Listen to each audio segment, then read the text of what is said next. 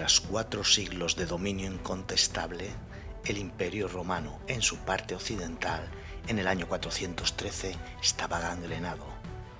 Pero el emperador Honorio se creía todavía con fuerzas para cortar los miembros podridos y recomponer el cuerpo común.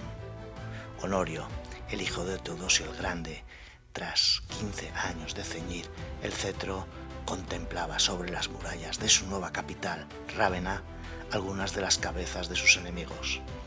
Insertadas en lanzas, podía observar desde hacía ya 2 años el rostro seco de Constantino III, un soldado rebelde que se creyó César. Su nuevo campeón, el general Constancio, que había sustituido como Magister Militum a su antiguo tutor, el vándalo Estilicón, se las había enviado bien envueltas desde Arles, en Galia, hacía 2 años. En otra almena, admiró entre la niebla que generaban las marismas, al amanecer de un día de verano, las cabezas recientes de Jovino y su hermano Sebastián, otros 2 ambiciosos que también se creyeron con el derecho a imperar. Estas 2 cabezas las acababa de enviar este agosto desde Valenciennes a Ataulf, el reyezuelo godo que deseaba de nuevo entablar amistad con él. Le pedía, como siempre, una tierra para vivir con su pueblo y un título de gobierno dentro del imperio, a cambio de la ayuda de su poderosa coalición visigoda. Sin duda, el líder de los godos podría ser necesario para volver a controlar de facto la tierra de su abuelo, Hispania, frente a algunos rebeldes romanos que, junto a las tribus de suevos, vándalos y alanos que se habían desplegado por la provincia tras haber saqueado las Galias hacía pocos años, no daban tregua.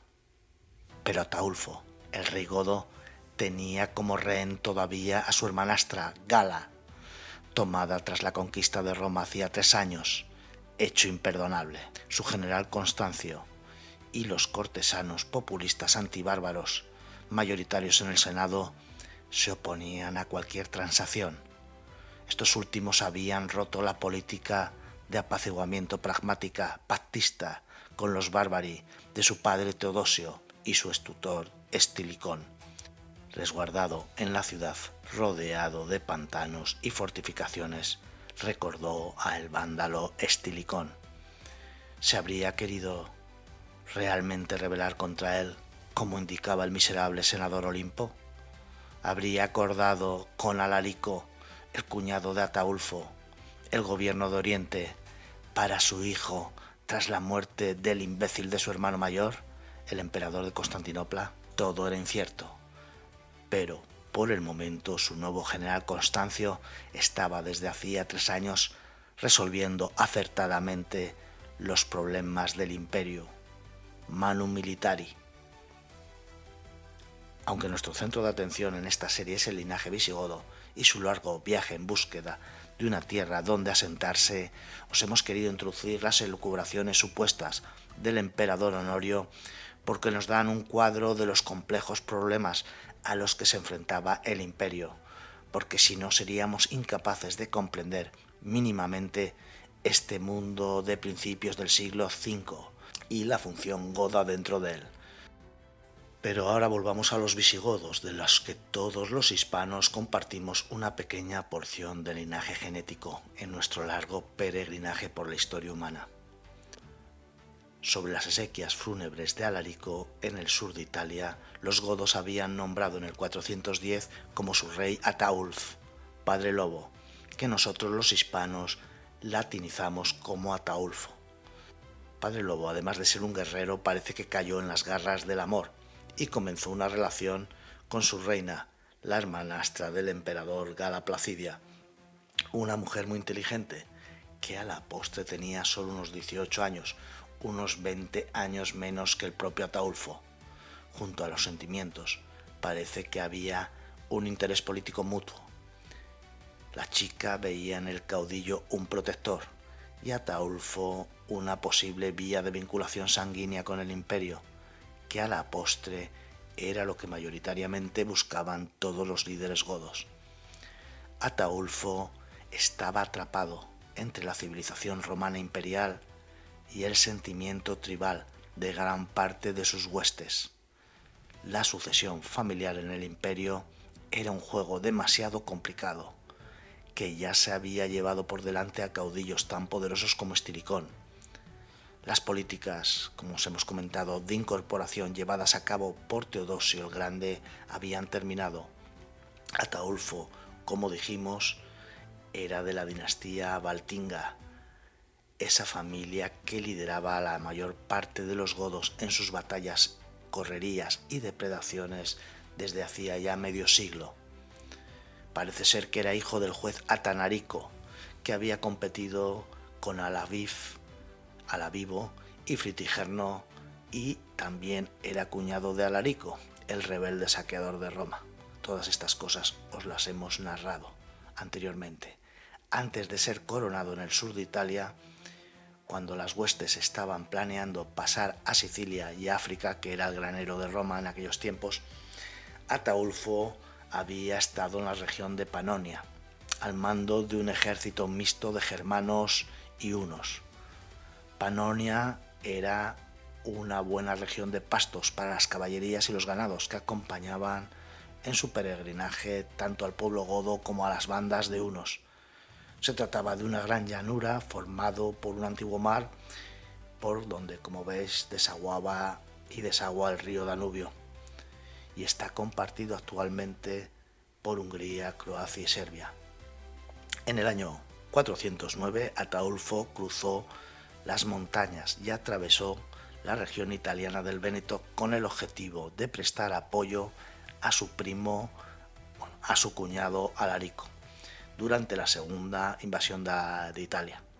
Alarico por entonces estaba negociando con el emperador Honorio, con la corte de Rávena en ese momento, y entonces se pone sitio a la ciudad de Roma, y en agosto del 410 la ciudad es saqueada.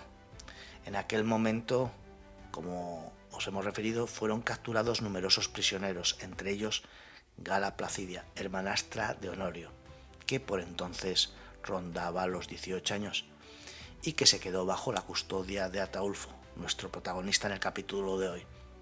Esta jovencita, que ya había estado envuelta en las conspiraciones que se urdieron para el asesinato de Estilicón, seguiría estando en todos los principales guisos del imperio durante los próximos 40 años, como veremos en próximos capítulos. El primer acto de Ataulfo como rey fue detener el intento de paso hacia África de sus huestes, que ya lo había organizado Alarico, pero había habido problemas con la flota para enviar a las tropas.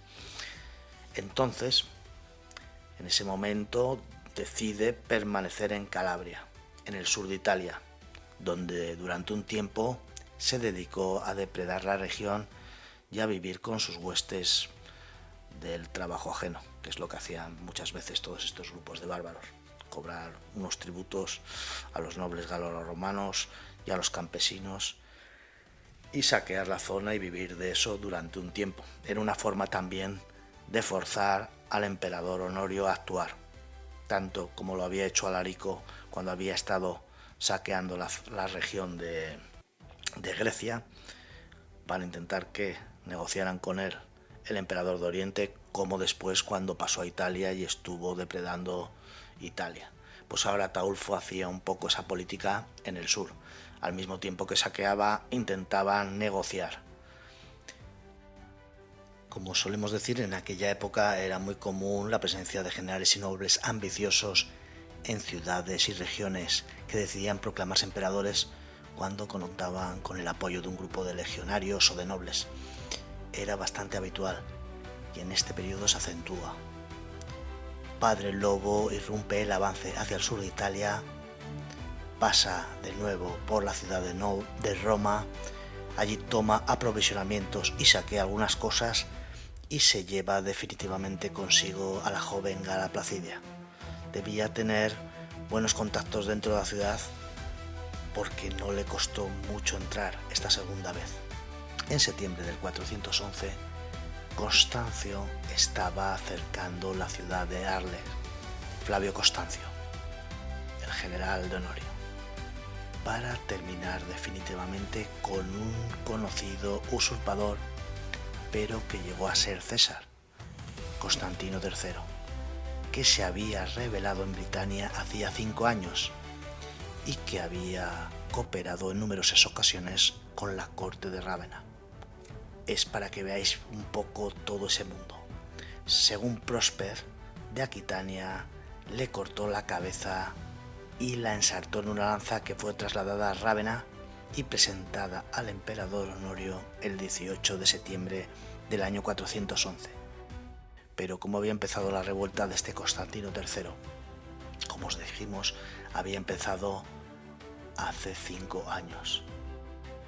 Y merece la pena dedicarle un poco de tiempo en esta narración, porque este personaje figuraría dentro del ciclo artúrico como el abuelo del rey Arturo. Veamos por qué se rebeló este legionario en Britania.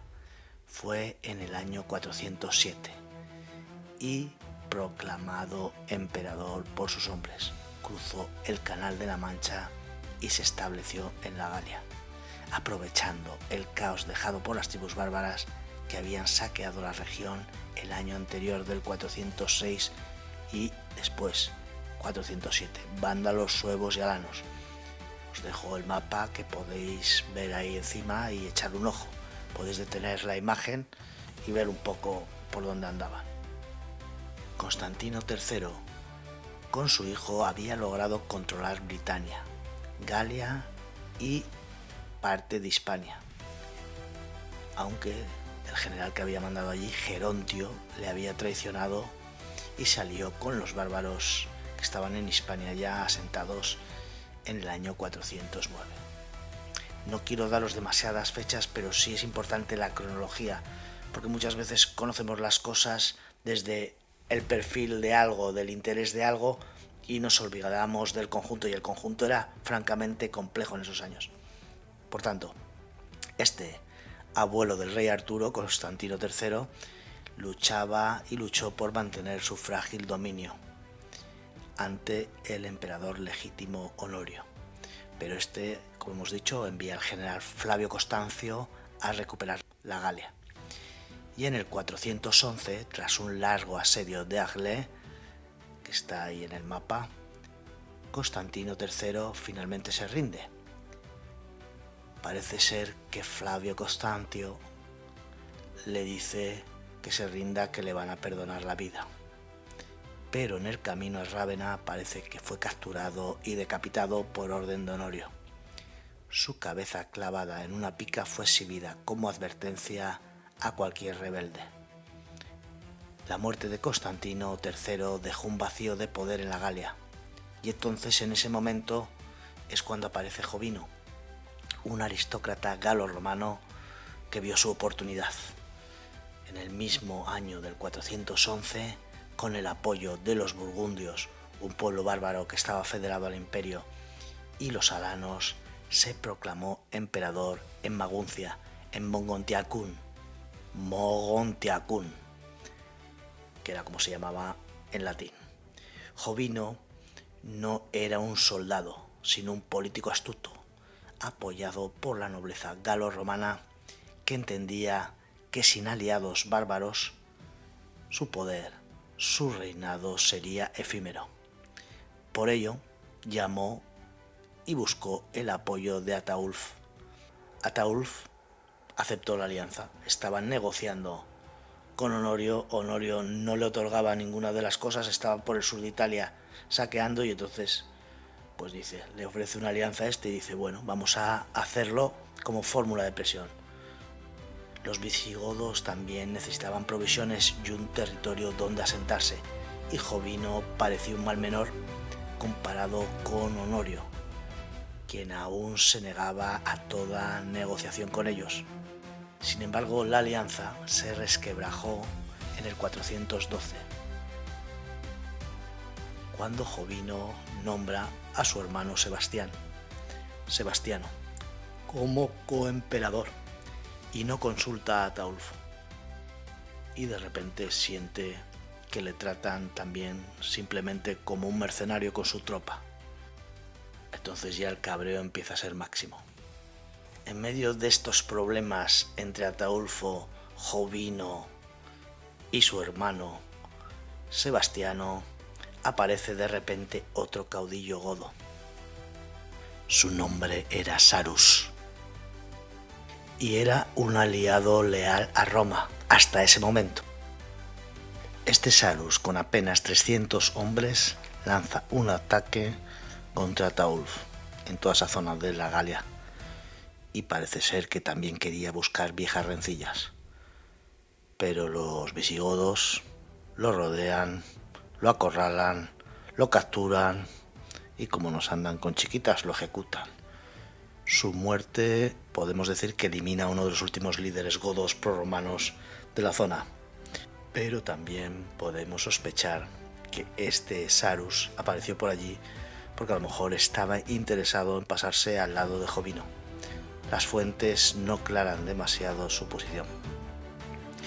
En ese momento ya decididamente Ataulfo decide traicionar a Jovino y en el 413, tras negociar en secreto con el prefecto romano Claudio Póstumo Dardano, captura a Jovino y a Sebastián en Valencia, que está allí en el mapa, lo veis, y los entrega a los romanos, esperando a cambio tierras y reconocimiento para su pueblo.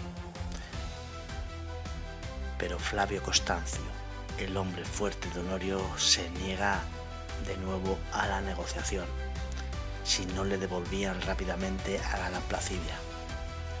Hay que tener en cuenta que estaba en juego la sucesión de Honorio, que no tenía hijos después de 2 matrimonios y que probablemente ya no los iba a tener. La sucesión del imperio estaba en juego. Por esos años la figura del general Flavio Constancio sería el heredero en pragmatismo de Estilicón, pero con algunos aspectos menos pro-bárbaros. Utilizaba a los bárbaros en el ejército de forma masiva y se adaptaba a las reclamaciones de los partidos antibárbaros de dentro de la administración.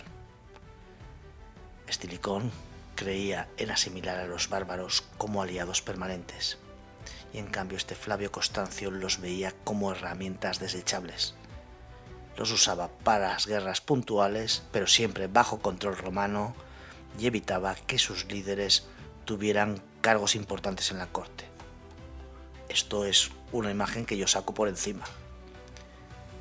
Los godos, viendo que no conseguían sus objetivos por las buenas, intentan conseguirlos por las malas y se van a tomar la ciudad de Marsella, que está allí cerca, y Ataulfo en esta batalla parece ser que fue herido. No consiguen tomar la población de Marsella, que había sido bien defendida por un general romano, y entonces se marchan hasta Narbona y allí la conquistan.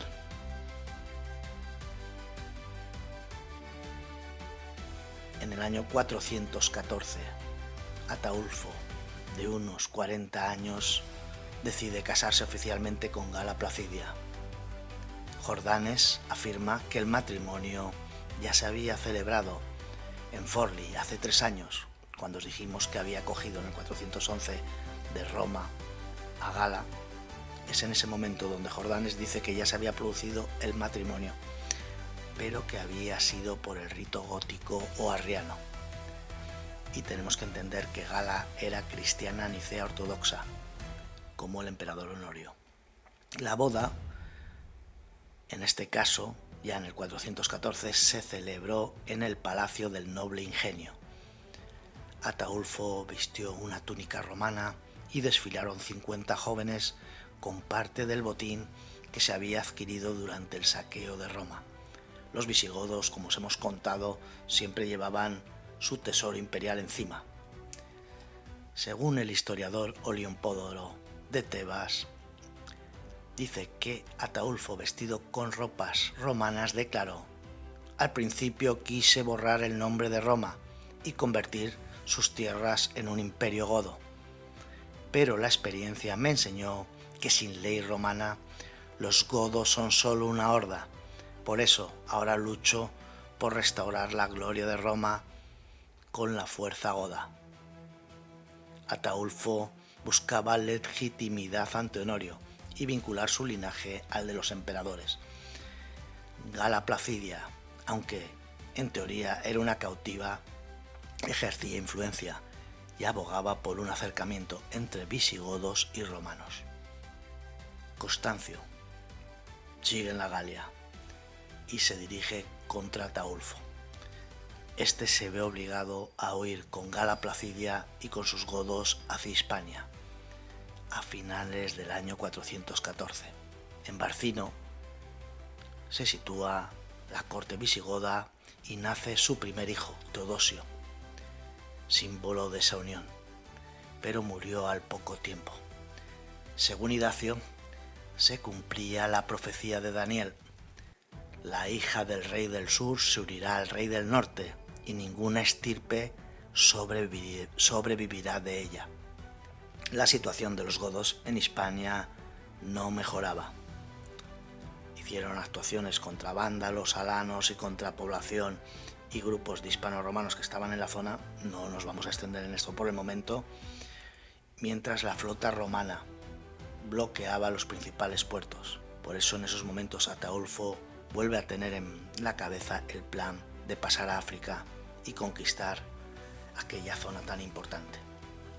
Pero el 14 de agosto del 415, mientras revisaba los caballos en sus establos en Barcelona, fue asesinado, probablemente en una conspiración encabezada por Sigerico, quien tomaría el control del reino y mandó matar a los 6 hijos de Ataulfo, además de vejar a Gala. Su reino duraría solo una semana y fue asesinado y sucedido por Balia, que no estaba de acuerdo con esta política de Sigerico. Creemos que Ataulfo fue solo un peón que quería ser alfil en una partida de ajedrez demasiado complicada. Su oponente Constancio, general romano, fue clave.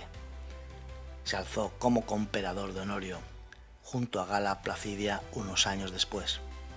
De esa unión nacería en el 419 Valentiniano III, el último emperador de Occidente relevante, que bajo la tutoría de su madre y del general Aecio intentarían sostener el decadente imperio de Occidente durante los próximos 30 años.